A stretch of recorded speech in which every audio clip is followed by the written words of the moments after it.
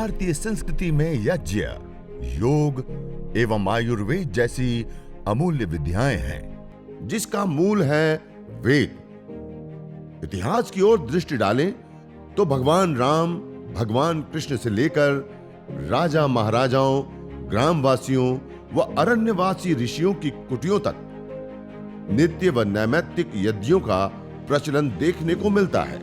मुंबई शहर में घाटकोपर स्थान पर मैं योग वर्क चलाती हूँ। एक महिला हमारे यहाँ पे आई तो उसे ब्रेस्ट कैंसर ऑलरेडी हुआ था, तो वो ठीक हो गया था ऑपरेशन के जरिए। उन्होंने बोला कि मैं ठीक हूँ, बट मुझे बहुत कमजोरी महसूस होती है, तो इसके लिए मैं योग वर्क में आई हूँ यहाँ पर।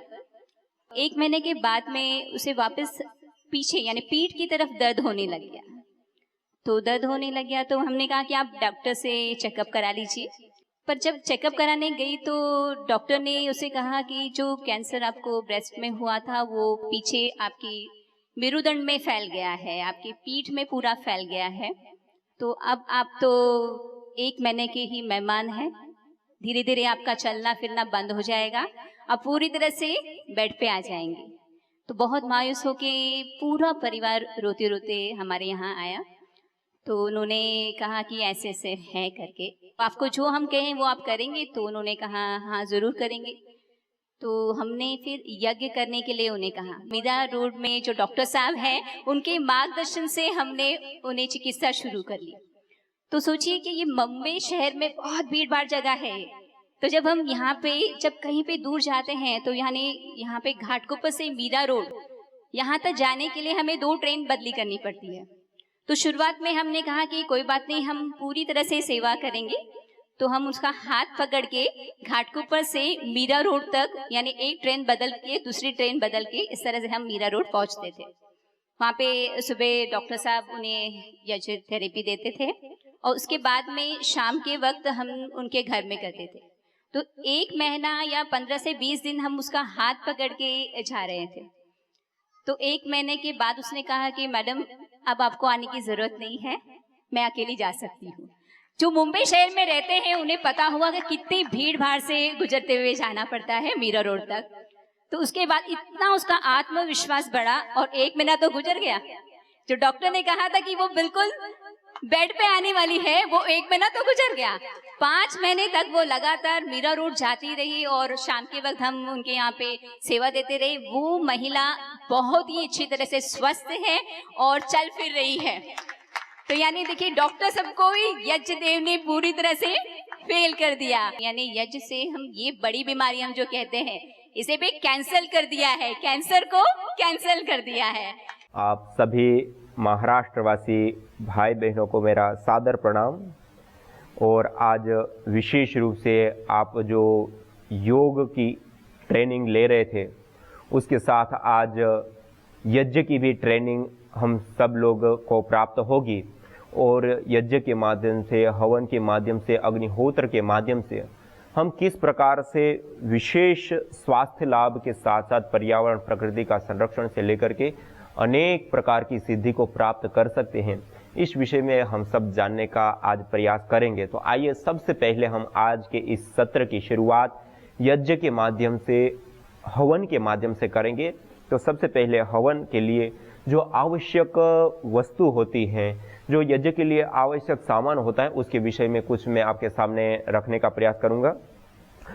यज्ञ करने के लिए सबसे पहले हमारे पास आवश्यकता होती है एक छोटा सा हमारे पास हवन कुंड हो, और उस हवन कुंड के अंदर हम छोटी छोटी संविधाओं का अच्छे से चयन कर देते हैं। जैसे हमने कर रखा है 2 खड़ी 2 आड़ी और बीच में थोड़ा सा रुई रख देते हैं और गाय का घृत उसमें सिंचित कर देते हैं।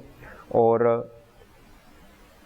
यह लकड़ी हम आम है, पीपल है, बरगद है, गुलर है, पलास है, मदार है, गाय के गोबर की है, इस प्रकार से कई सारे प्रकार के लकड़ियाँ हम यज्ञ के लिए प्रयोग कर सकते हैं।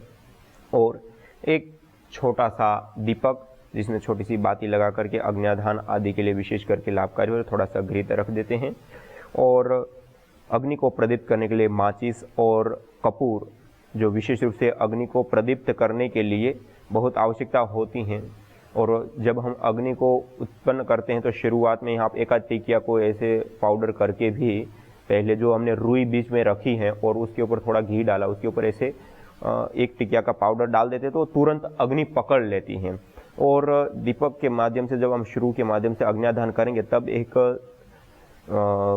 करने के लिए एक टिकिया कपूर की हमने श्रू के अंदर रख ली और एक इस प्रकार के श्रू की चम्मच की जो लंबी डंडी वाला चम्मच हो उसकी हमें आवश्यकता होती है, अपेक्षा होती है, जिससे हम गाय के घृत को लेकर के हम आहुति प्रदान करते हैं।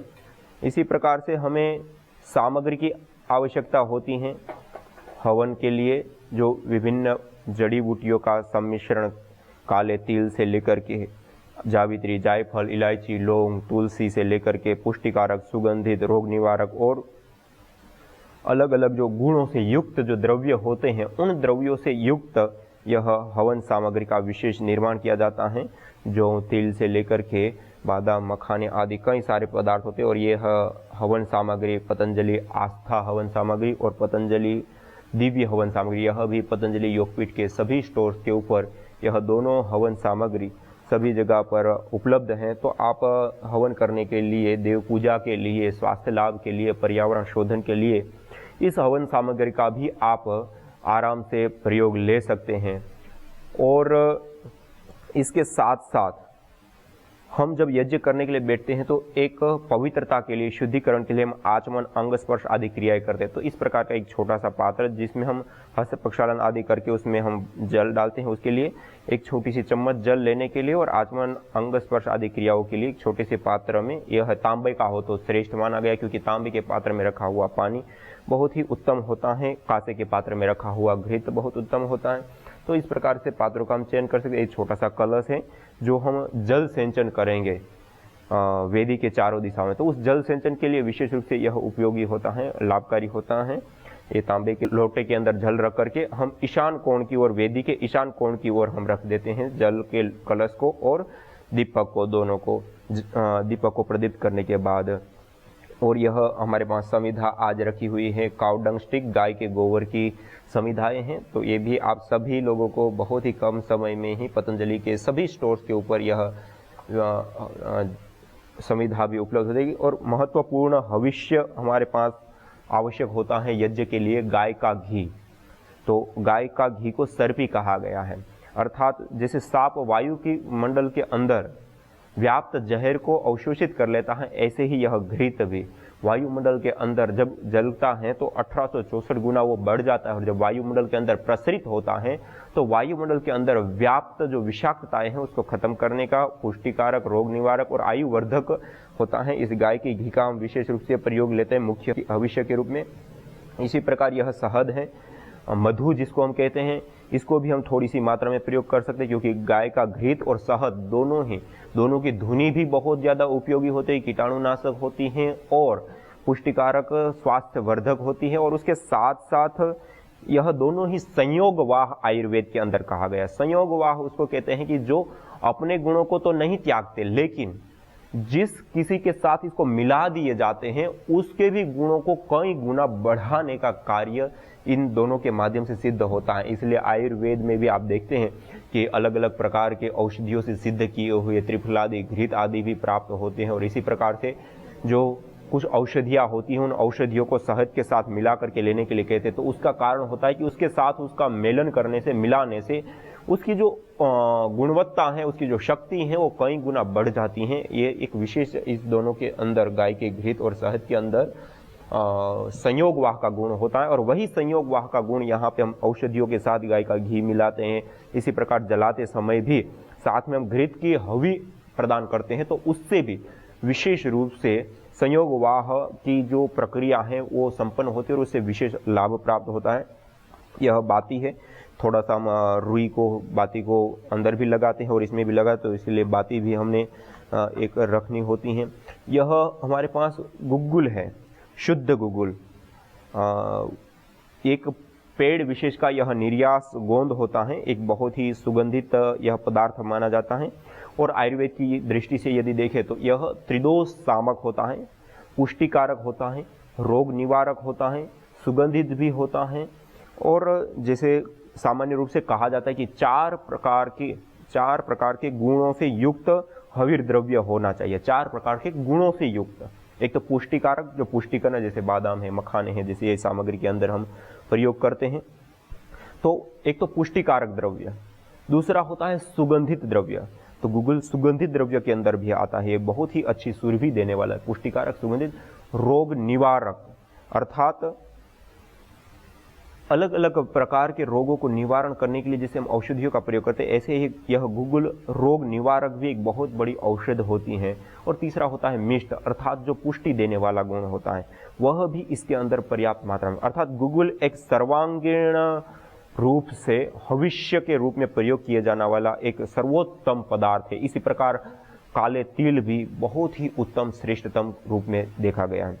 और अथर्ववेद में भी कहा है, यम भेषजस्य गुलगुलो सुरभिर गंधोष्णुते, जिस व्यक्ति को इस गुग्गुल की गंध प्राप्त होती है, उसको कैसे किसी भी प्रकार का रोग, दोष, ताप, संताप या किसी भी प्रकार की कोई भी उसकी जीवन में अशुभ आ सकता है। न तम यक्ष्मा अरुंधते नैनम सप्तो अश्नुते यम भेषजस्य गुलगुलो सुरभिर गंधो अश्नुते। कैसे उसको टीबी जैसे या बैक्टीरिया जनित रोग हो सकते हैं, कैसे उनको दिखने वाला और ना दिखने वाले रोग हो सकते हैं, कैसे उनको ताप संताप उसको प्रताड़ित कर सकते हैं जिसको इस गुलगुल की गंध प्राप्त होती है। और इसी प्रकार से कहा गया, घृत गुलगुलो होमे च सर्वोत्पातादि मर्दनम, गाय का घृत और गुलगुल के होम को करने से सभी प्रकार के उत्पात शांत हो जाते हैं। जो 5 भूतों में जो अलग अलग प्रकार के उत्पात फैलते हैं, प्रकृति में असंतुलन हो जाता है, तो उसको भी संतुलित करने की यह एक सर्वोत्तम औषधि के रूप में हमारे पास द्रव्य है। तो उसको भी हमें भविष्य के रूप में प्रयोग करना होता है। तो यज्ञ के लिए यह आवश्यक चीज़ है। और गाय के घी को हम थोड़ा सा पिघला हुआ रखते हैं। जैसे मैं आपको थोड़ा बताता हूँ कि गाय का घी वैसे सामान्य रूप से जमा हुआ होता है, लेकिन जब हम यज्ञ के लिए प्रयोग करते हैं तो पहले तपा लेते हैं, थोड़ा सा गर्म कर लेते हैं, और ऐसा पिघला हुआ घृत हो तो सर्वोत्तम माना जाता है देवीय शक्तियों को प्राप्त कराने के लिए। तो इस प्रकार से पिघला हुआ घी का हम प्रयोग लेते हैं। और इसी प्रकार से मंत्र पाठ के लिए हमें एक पुस्तिका के रूप में हम ये जैसे सामान्य रूप से हमने एक छोटा सा पत्रक बनाया है, तो इस पत्रक का भी आप प्रयोग कर सकते हैं। और सॉफ्ट कॉपी के रूप में भी हमने सबको भेज रखा है, तो आप सब इसका भी प्रयोग कर सकते हैं। इसमें दैनिक अग्निहोत्र में कैसे करना चाहिए, विधि इसकी बताई गई है। और इसमें विशेष रूप से अलग अलग मंत्रों का समावेश और यज्ञ की महिमा परक भी इसमें बताया गया है। जैसे सबसे पहला ही मंत्र दिया है यजुर्वेद का कि वसोह पवित्रमसि द्योरसि पृथ्वीरसि मातरि स्वानो धर्मोसि परमेण धामना द्रिहस्व मां वार्माते यज्ञपतिम वार्षित।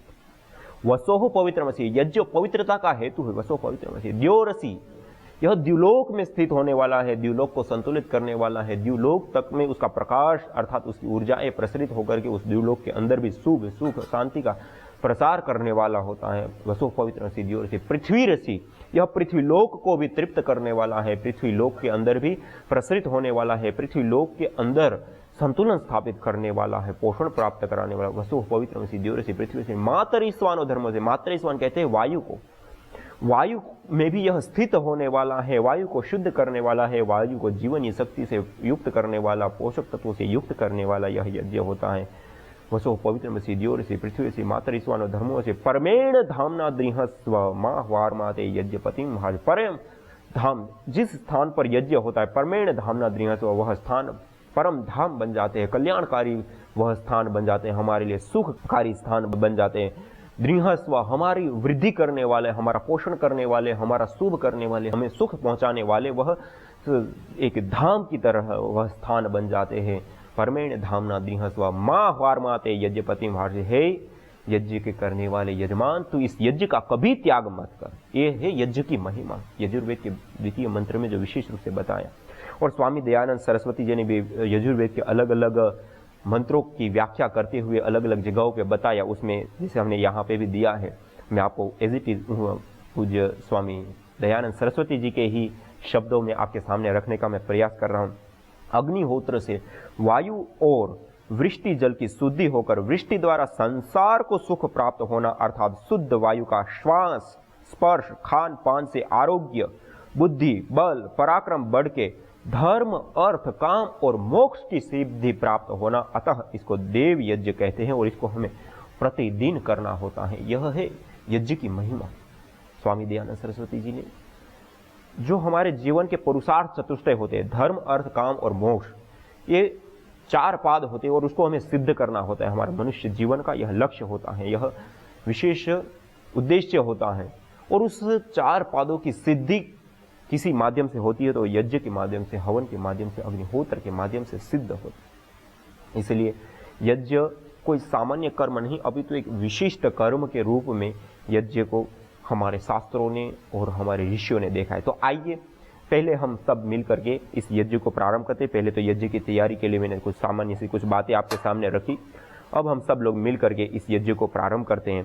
प्रारंभ करने के लिए पहले सीधे बैठते हुए हम 3 बार पावन ओंकार का उद्घोष करते हैं, अर्थात मंगलाचरण करते हैं। मंगलाचरण के बाद फिर पवित्रकरण के लिए आचमन, अंग स्पर्श आदि क्रियाएं करते हैं। उसके बाद हम दीप प्रज्वलन करते हैं, अग्न्याधान करते हैं। अग्न्याधान के बाद 3 समिधाओं का आधान करते हैं, पंचघृत आहुति प्रदान करते हैं।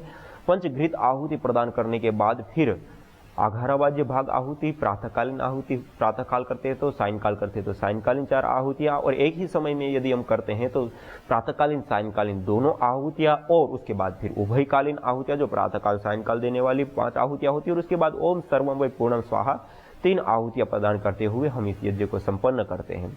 और इससे अतिरिक्त आज समाज में जो यज्ञ की पद्धतियाँ प्रचलित है उसमें अलग अलग बहुत सारी पद्धतियाँ प्रक्रिया हैं, और हमारे जो प्राचीन ग्रंथ है उसमें भी अलग अलग पद्धतियाँ और प्रक्रिया विशेष रूप से देखने को मिलती हैं। तो आज बहुत सारे लोग ईश्वर स्तुति, प्रार्थना, उपासना भी करते हैं।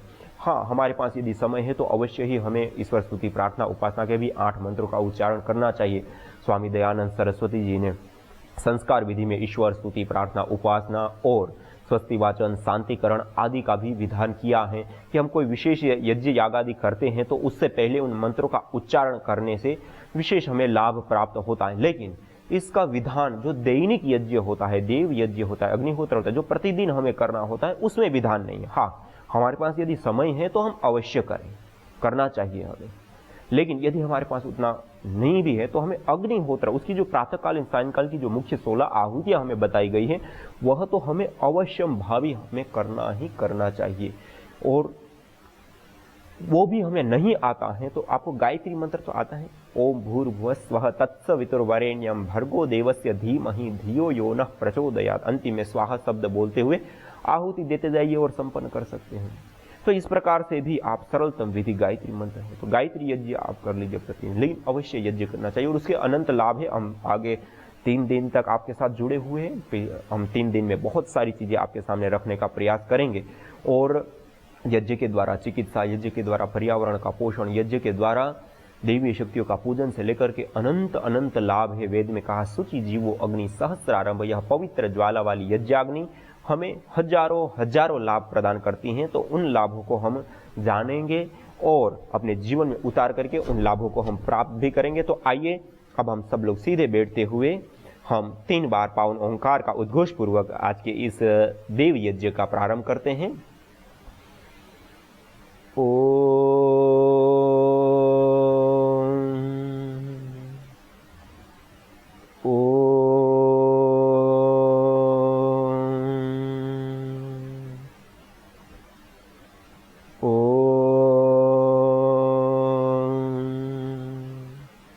इस प्रकार से मंगलाचरण, उसके बाद आचमन, अंग स्पर्श आदि क्रियाएं।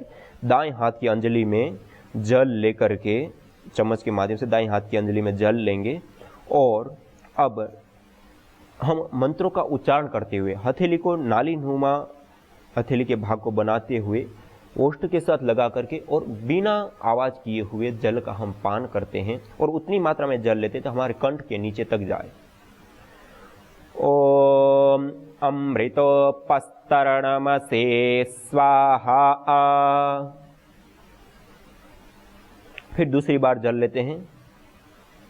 ओम अमृतापिधानमसे स्वाहा। फिर तीसरी बार जल लेते हैं। ओम सत्यम यशः श्रीर्मयि श्री श्रयतां स्वाहा। इस प्रकार से 3 बार जल का पान करते हैं और फिर हस्त प्रक्षालन कर लेते हैं।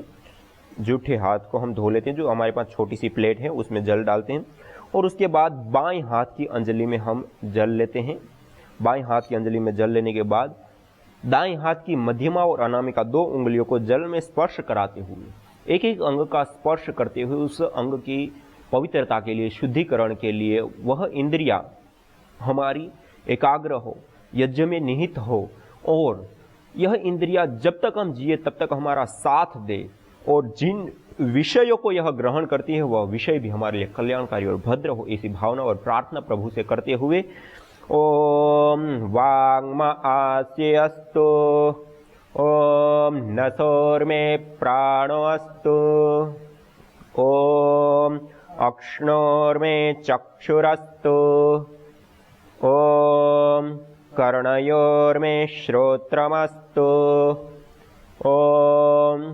बाह्वोर्मे बलमस्तु, ओम ऊर्वोर्म ओजोऽस्तु, ओम अरिष्टानि मिंगानि तनुस्तन्वा मे सह सन्तु। शरीर के सभी अंगों के ऊपर अंतिम में जल छिड़क देते हैं। अब आचमन की क्रियाएं संपन्न हो गई तो अब जल पात्र को हम साइड में रख देंगे। अब हम यज्ञ के लिए तैयार हो चुके हैं। अब हम यज्ञ का प्रारंभ करेंगे। दीप प्रज्वलन पूर्वक मंगलाचरण किया हमने, पवित्रता के लिए आचमन अंग स्पर्श आदि क्रियाएं। अब दीप प्रज्वलन 3 महाव्याहृतियों का उच्चारण करते हुए ओम भूर्भुवः स्वः